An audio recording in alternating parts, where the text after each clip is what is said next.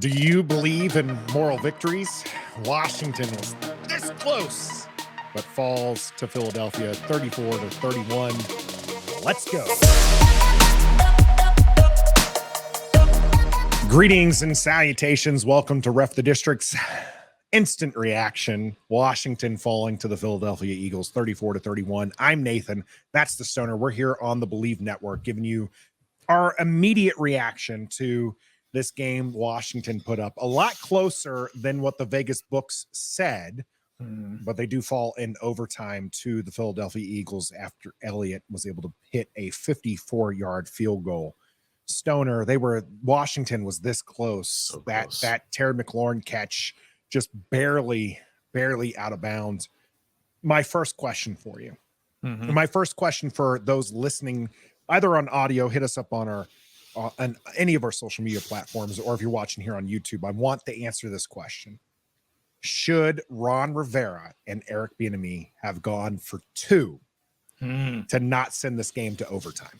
I was not expecting that question. We a little behind the scenes before we started, you said you were going to ask a certain question. I said, I know what you're going to ask, but that was not it. So this is going to catch me off guard. Now, we talked about it before the game ended when Washington was driving, and we felt good about the drive, and we thought Washington was going to score. And so we threw it out there with maybe a minute left. Should Washington go for two when they score? And then they scored, and maybe I was feeling a little bit different. I don't know. Should they have gone for two? Gosh, this is such a good question, Nathan.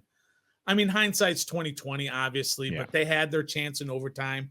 They did get a drive in overtime to be able to offset what Philadelphia did. But, yeah, I think they should have. They had all the momentum. But I'm not going to be mad at them for not. I'm not saying that this is like one of those things where you're going to be pissed at them all week. But, yeah, I think they should have gone for two. They had the momentum. They were feeling good. They were working. They worked their way downfield. They were getting chunk plays. They basically did what they wanted. So, yeah, I think they should have gone for two, but this is not like one of those fireable offenses that they didn't. No. We agreed on that in the live stream, right? During our play-by-play and commentary. And most of our commenters agreed. Go for two. Just end it right there.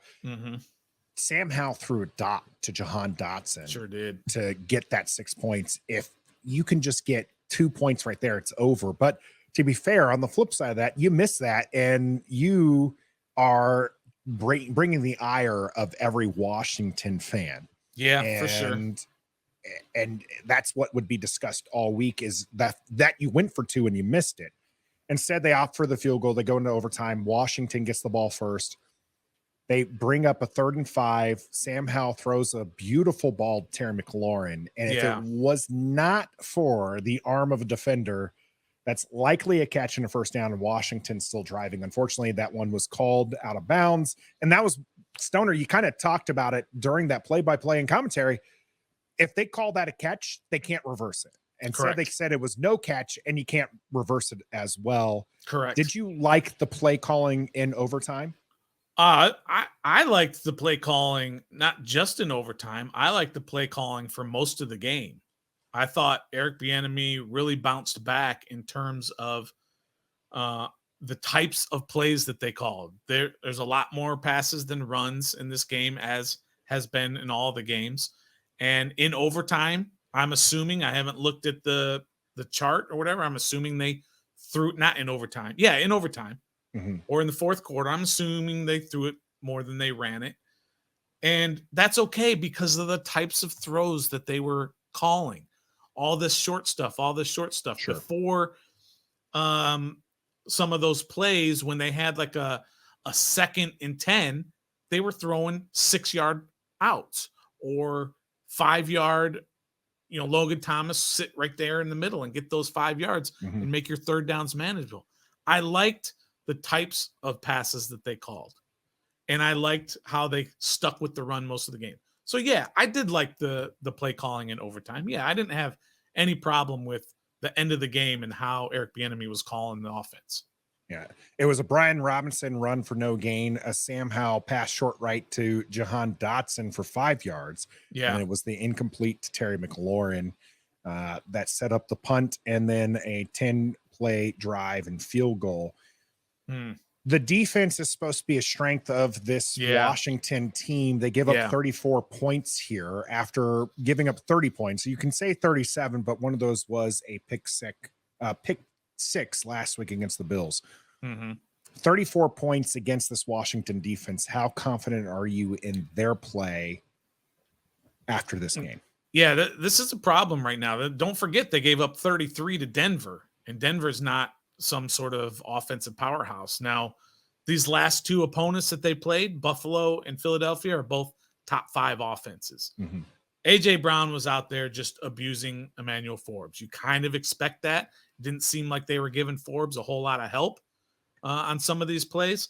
But yeah, this is a problem with this defense when you give up over 30 points in 3 consecutive games now in the NFL. This is supposed to be the strength of this team.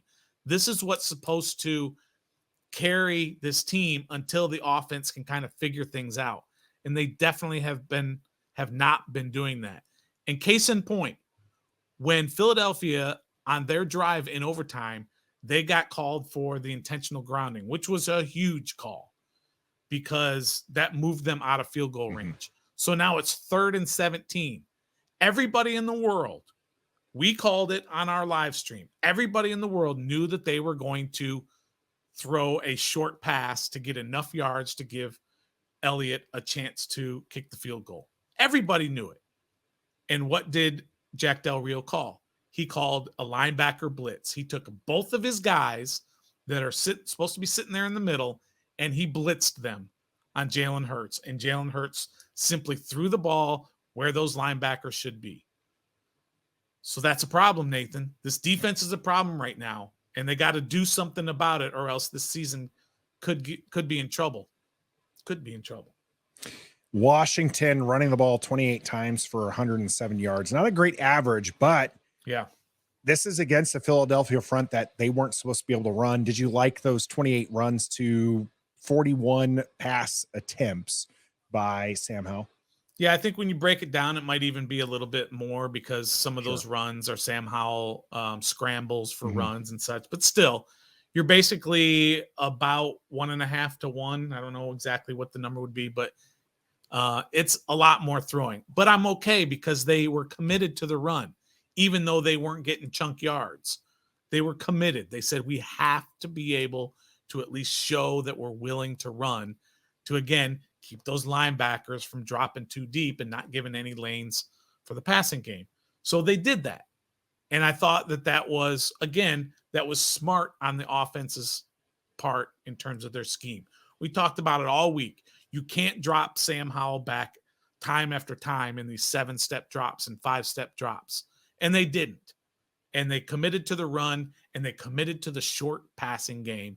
And I thought, that's how you get 31 points against a defensive juggernaut like Philadelphia. And they took their shots where they could too. So it wasn't like they were just dinking and dunking there. Right. It was only 7 yards per, completion for Sam Howell. So not exactly great, but they took shots where they could. And Sam Howell, I felt like, had a great bounce back game after a horrendous game against the Bills. No turnovers this time. He did take 5 sacks.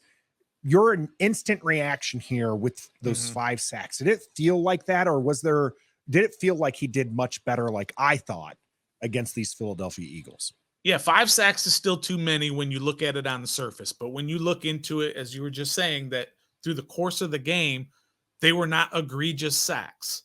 They were not certain plays to where you're sitting there saying, oh, the offensive line was just overrun, or Sam was just staring guys down and holding the ball too long. Yeah, overwhelmed. This was not the case. 5's too many. Make no mistake. If you have 5 over the course of a season, every game, you're going to break the sack record for most times getting that was sacked. actually so less than his average on the year, by the way. He's averaging 6 sacks a game. 5 sacks is a bit of an improvement there. But they weren't killers. They weren't drive killers. They weren't plays to where you were just sitting there going, what's going on? they were kind of ebb and flow of the game type sacks. So I wasn't necessarily, instantly, I wasn't all upset about the sacks that he took today. He got much, much better. And Eric Bieniemy did much better in scheming so that Sam didn't have to face so many opportunities to get sacked. Washington, for the first time this season, led at halftime. Yeah. But it was 14 unanswered points by the Eagles that sent them into this way for a victory. Where did you feel the momentum change when it came to that? Well, I thought this was kind of 2 or 3 different games within a game. Washington just came out and punched Philadelphia in the face. They came down on the first drive and went right down the field and scored. Mm-hmm. Then Philadelphia came right down the field and scored. Then Washington went right down the field and scored. And then Washington defense got in a little bit of a rhythm. And that's where the first part of the game, especially in the first quarter, Washington took control. And then you had that Dotson drop on a 3rd down, which was a great play, a great call. Again, 3rd and 4 would have been a first down. Would have been a first down. He dropped it, and we said right there, that's a momentum changer right there. And sure enough, Philadelphia starts going on this 14 unanswered points. They started controlling the game. They took absolute control in the 3rd quarter. I mean, that was all Philadelphia in the 3rd quarter, 11-0. Next thing you know, Washington's down. And then Philadelphia did something weird when they got close inside the red zone or close to the red zone, and they had a 3rd and 9. Serrani and they ran the ball conservative. Yeah. That was, and I thought that gave Washington some momentum change. And again, we said it right on the cast. We were like, that's a weird call. That's going to be good for Washington.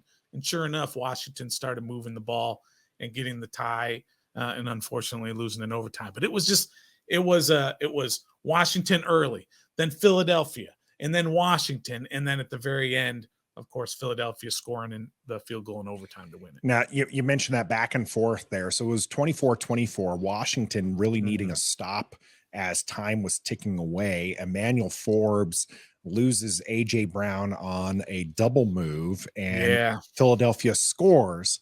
Washington, though, gets the ball back, doesn't have their full set of timeouts because they had to take a timeout early thanks to some play clock shenanigans.